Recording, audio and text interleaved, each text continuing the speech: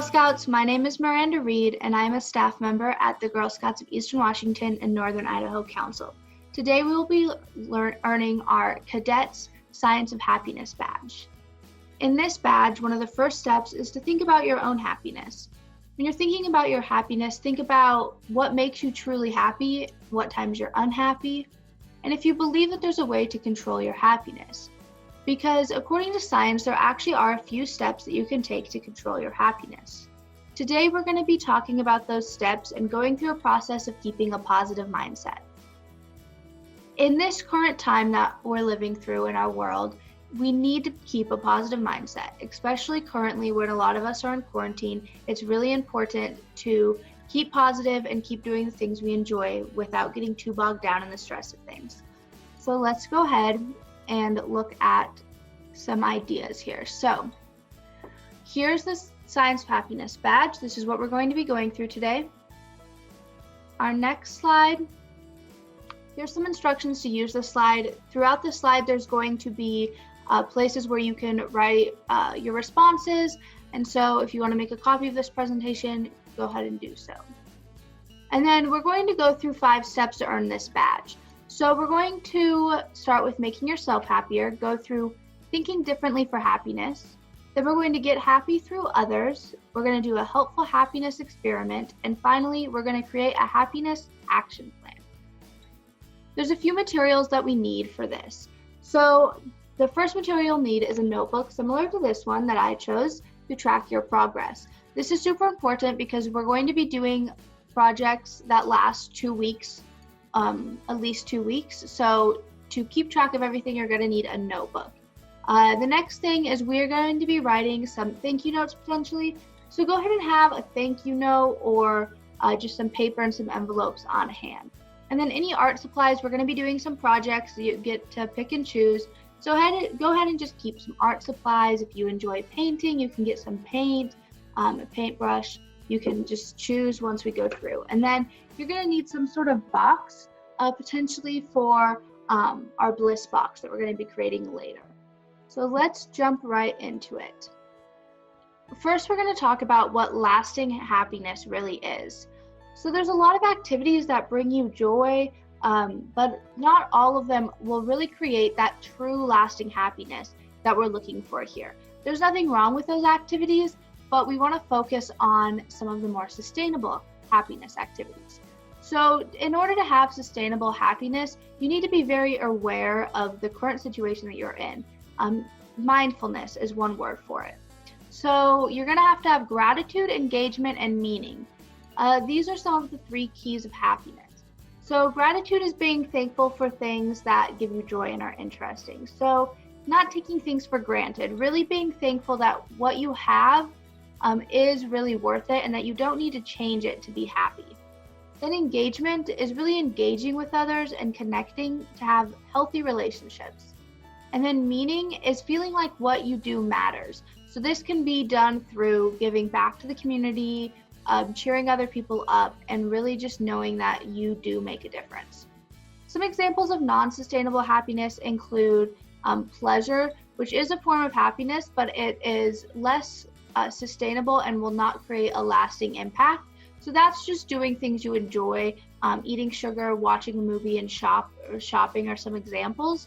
Obviously, all of those things are still great and you need to incorporate those into your life, but you need to have the other aspects to have more sustainable happiness. And then material items, as in clothes, monies, nice cars, big houses. Obviously, you don't need any of those to be truly happy.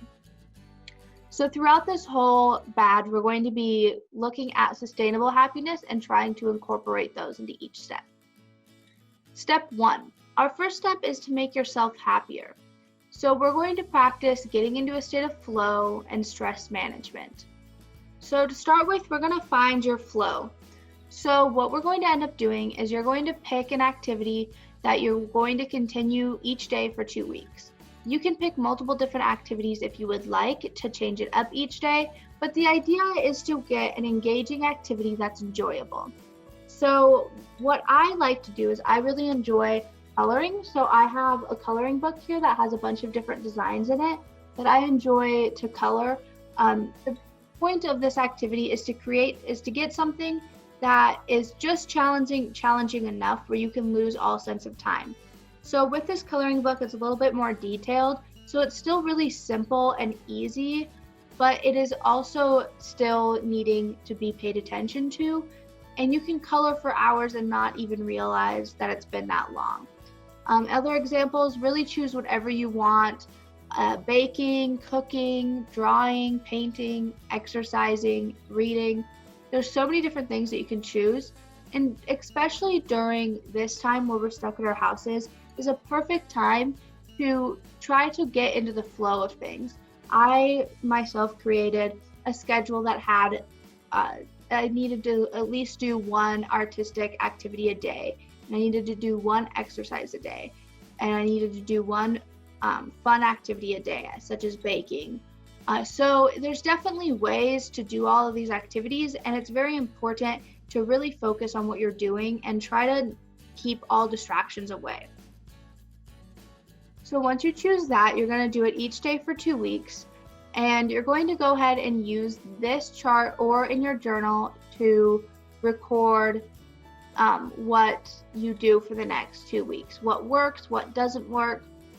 All of those are great ways that you can really reflect on how it made you feel and if that really helped you relieve some stress. So now this is just a fun little picture that I liked that is just, you need to ask yourself, do you know why your dog is happier than you? So dogs are obviously really happy, generally speaking. I feel a lot of us sometimes find ourselves wanting to trade places with our dogs. They do nothing all day. They get to run around and eat food and sleep. Now, dogs are happy obviously because they don't have anything to worry about, but also they don't worry. They live in the moment. They can change from, oh, look, there's a squirrel to, oh, I'm going to take a nap now. It's super in the moment. They don't dwell on the fact that they just saw a squirrel and they can't get it anymore. They just change their point of view, their thought process. So dogs are really a great example of how we should be sometimes when we need to really relax and relieve stress. So now here's the slide to actually go ahead and reduce that stress. So in order to reduce stress, there's a few things that we can do. It's different for each person, so go ahead and try a few different things. But controlling stress is one of the most important steps to happiness. I personally work a lot on this slide, and everything that's in this badge has actually helped me in my own life, as it's definitely a lot to control all the different moving parts in your life, and sometimes you need to realize that you can't control everything. So here are some steps. First, we can savor the moment. This is probably one of the easiest and most fun ways to reduce stress. You can go for a walk or do an activity that uses all of your senses. So this is kind of like getting into the flow of things as well.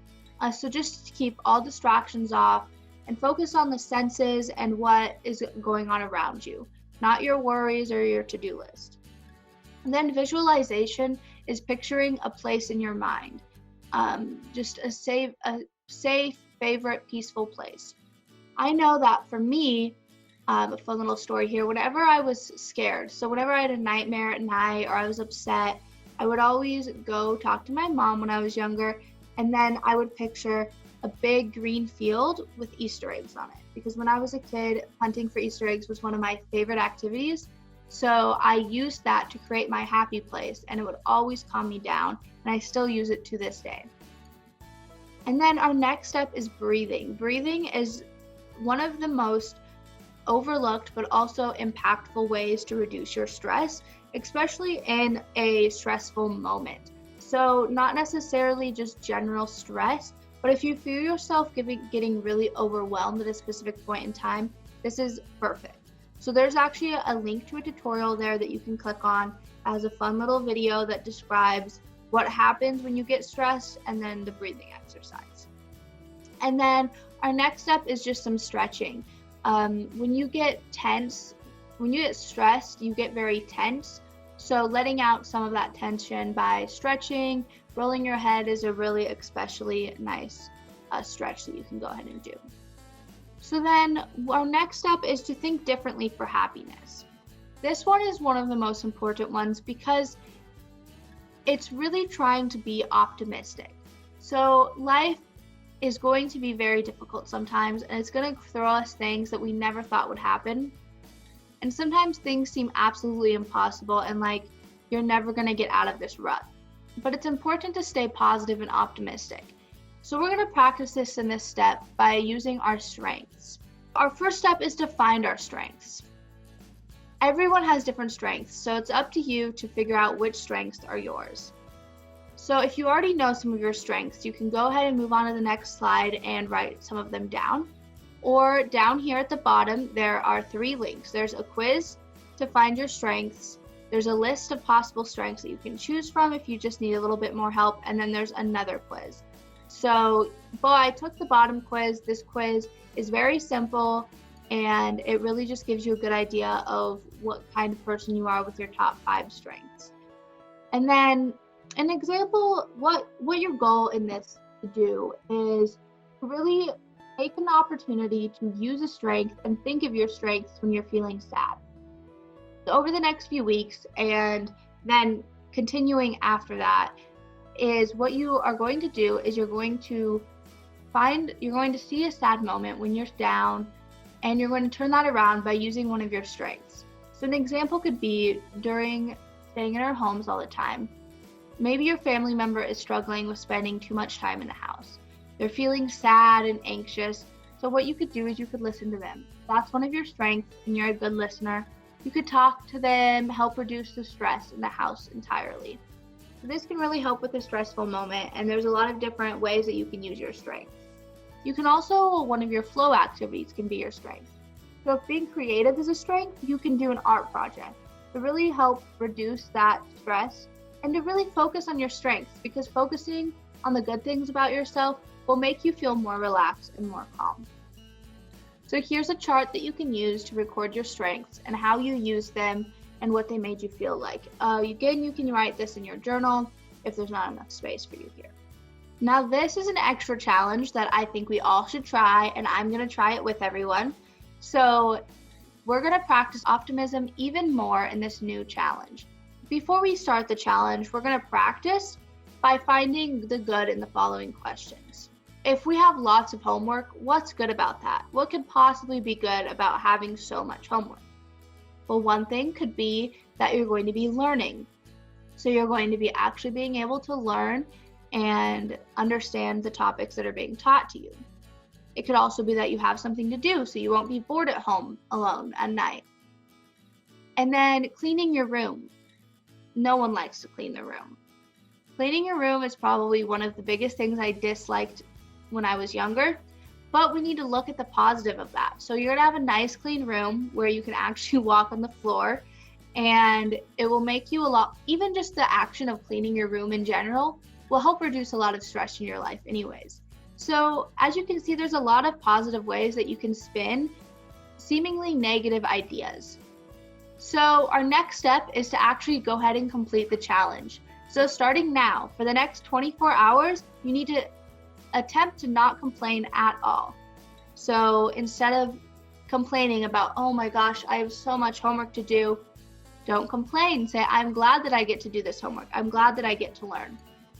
Or if you're starting to feel down and you're starting to feel like, I don't like that I have to stay inside all the time, think about the positive. Don't complain about it, and say, I'm so glad that I have this time to spend with my family. There's a lot of positive ways to spin it, so good luck. And then when you're done with the challenge, after 24 hours, reflect on how you did. Was it hard or was it easy for you? And will you try to continue this in your everyday life? This will be sure to reduce a lot of stress and keep you happy when you aren't complaining so much. Then our next step is to get happy through others.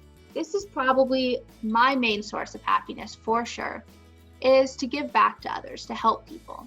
Especially right now, people really need to be checked up on and need a lot of help. So we're going to go through 2 ways that you can pick. I would definitely just do both.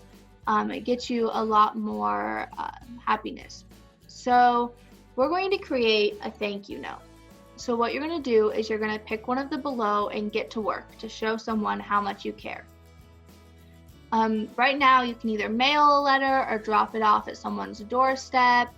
What we're gonna do, this is where your thank you card comes in hand. So if you have an actual thank you card or just a piece of paper, fold it up, stick it in an envelope, you can write a handwritten letter to someone that really impacts your life. So whether that's a friend or a family member, right now especially is a great time to reach out to first responders and healthcare workers as they're really struggling right now to keep working during this crisis. It would be a great time to really reach out to them and make them feel a little bit better about their day. And then your next step is to create a collage, a video, or a painting to show appreciation to someone. You can use your creativity on this one. It doesn't have to be one of those ideas. If there's a different creative way that you can do that, definitely pick that. So what we're going to do is we're going to go ahead and go to this collage making website. So here is the website. If you go ahead and click on that link back there, you don't need to log in unless you want to grab images from your computer or from Facebook. So this is my best friend, and I'm going to create a collage that shows how much I appreciate her. So I picked a picture of us, and then if you click search stock images, then you can go ahead and search images that might relate to your friendship or whatever you look up to this person, and just search through all of these images and create different things that really make you remind you of them. Something that I saw was this umbrella picture here. This shows how unique she is and how much I appreciate her. Also, my favorite color is yellow, so it kind of gives another example of that. So if you don't want to use this, you can use materials around your house, draw pictures. If you have magazines, you can cut out pieces of magazines. So that's just a fun tool that you can use. And then we go back to this. So you can also go ahead and write a little note to explain what it means before you drop it off, or give them a phone call, FaceTime, really just explain why they mean so much to you. This is a really great gesture for a lot of people, and it kind of gives them a piece of hope in this time. Especially if they're going through something extra right now, they could really brighten their day. Then we're going to go through reflection. This is one of the most important parts of mindfulness and really anything that you do, is to reflect upon how doing something made you feel. So what we're going to do is we're going to answer these questions. So who did you end up writing to or making your project for? So I am doing mine for my best friend. Was it easy or hard? For me, it's very easy. We've been friends for years, and I really appreciate her, and I don't tell her that enough. It made me feel really good to be doing this for her. I haven't given it to her, obviously, but I really appreciate her, and it made me feel really good to really show that. And then the feeling, I haven't given it to her yet, but once you give it to her, you can answer that question. How the feeling, how long did it last? Did it really make you feel good? Because I assure you that it will. Now, step 4, do a helpful happiness experiment. This is very similar to the previous step. What you're gonna do is you're going to focus on one friend. So let's say my best friend Haley, we're going to go ahead and check up on her. During this challenging time, people need someone to check up on them. So what you can do is FaceTime, call, Zoom someone, and suggest an activity that you can do together. So maybe you could both do a craft together over Zoom, or just do some coloring. And you could even walk them through the steps of this badge to help them be happy themselves. This is very helpful material for you to use down the road to share. Definitely take advantage of that. And then once you create that step, you're going to go ahead and create a happiness action plan. So you've learned about how to be happy, how to be mindful and reduce stress. So now you have to put that into action and continue doing that. This is my favorite step because I do this in my everyday life. We're going to do one of two things or both. Create some sort of inspiration collage or notes to hang around your house. You can use that same collage website that we went to earlier, or you can do something more creative. So, some examples, I have this never give up little block that I like. It's not creating anything necessarily unless you make it yourself, but I just like to keep sayings in my room that are motivational. So it doesn't have to be specific to yourself, but it can be a popular quote that you really enjoy that motivates you and brings you happiness. One of my other favorite things that I have are these Be Happy Pop-it notes. So these Pop-it notes pretty much just say Be Happy on the front, and then when you open them, they have a cute little quote or something that creates happiness or just a positive quote. So this one says, happiness is not in our circumstance, but in ourselves. It is not something we see like a rainbow or feel like the heat of fire. Happiness is something we are. I really enjoy this quote because it shows how important these slides are and how important really creating the happiness within yourself, creating yourself to be the happiness, how important it really is. Happier people have less stress in their life, become more successful, have less health issues. This is a really important badge and really important concepts for you to take with you for the rest of your life. So you can create similar cards yourself. I like to use Post-it notes or index cards to create little notes that I can hang around my room or bathroom when I wake up in the morning. And then our next step is to create a bliss box.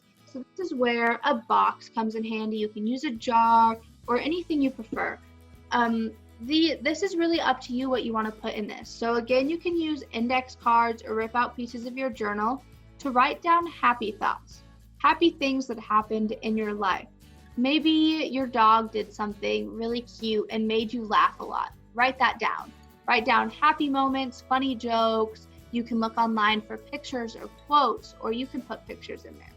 I like to keep near to me cards that I get, birthday cards, graduation cards.